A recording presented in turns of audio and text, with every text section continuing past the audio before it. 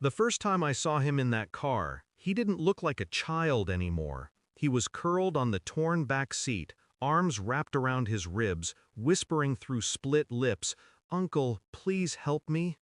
6 years old, bones too sharp under bruised skin, eyes too hollow for his age.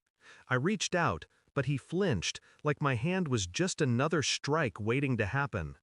That was when I called his parents. My voice was clipped, urgent. "He's here, alone, hurt." Their laughter spilled through the line. Distant waves, clinking glasses, the hollow joy of people who had abandoned their own blood. "We're at the beach, don't bother us, we're having fun." And they hung up. The silence that followed wasn't silence at all. It was the sound of something snapping inside me. At first, I thought neglect, selfishness, the kind you can explain away with money, with excuses. But as I studied him, every mark, every word left unsaid, I realized this was deeper, deliberate. His wrists bore the shape of fingers, his back the map of belts. His silence wasn't shyness, it was training, conditioned fear.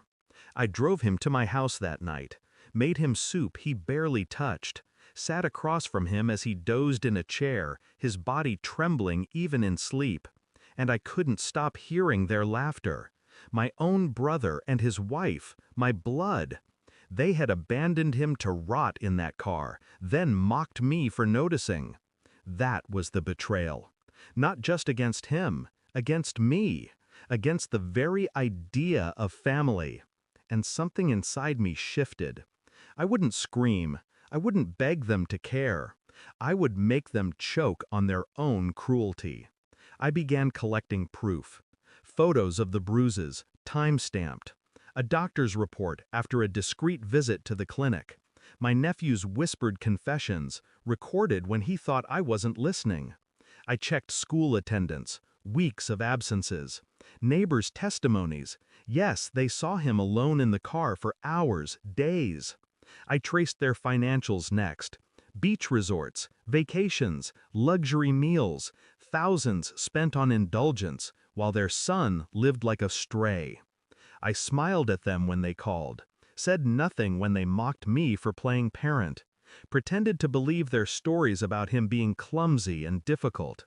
On the surface, I was compliant.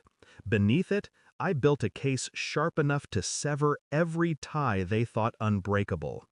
The nights were hardest. Watching him wake in terror, crying without sound, holding him as he whispered, "Don't send me back."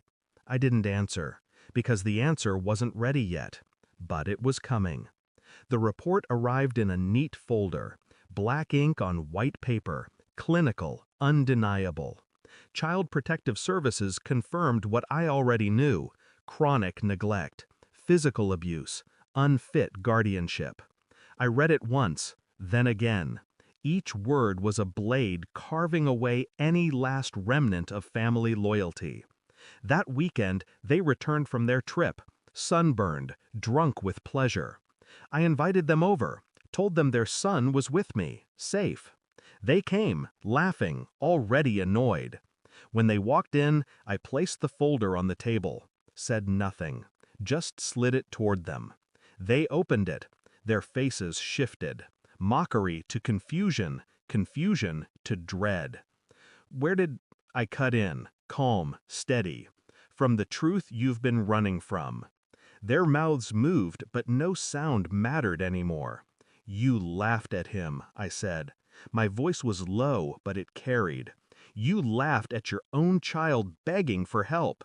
You left him in a car to rot while you toasted at the beach." My brother tried to speak, excuses spilling. I didn't flinch. "This report goes to court tomorrow. Custody hearing. Evidence stacked so high your lawyers won't bother to climb it." His wife broke first. Tears, pleas, promises. I leaned back, hands folded. "No. You don't get redemption. You don't get him. You'll live knowing the child you abandoned calls someone else home." I didn't raise my voice. I didn't need to. Truth was louder than rage. That night, I tucked him into bed. My bed. He clutched the blanket like it was the first safe thing he'd ever known. I sat in the dark, listening to his breathing steady. My brother and his wife had lost more than custody. They had lost the illusion of power, of parenthood, of control. I felt no pity, only clarity. Family is not blood. Family is protection. And some betrayals are so absolute, they erase the very word family from your mouth. I kissed my nephew's forehead, whispered the only promise I could keep. You're safe now. Then I turned off the light, and in the dark, I finally understood. They hadn't abandoned him. They had abandoned themselves. Thanks for watching. Don't forget to like, share, and comment. Subscribe now to Cheating Stories Insight World for more amazing stories.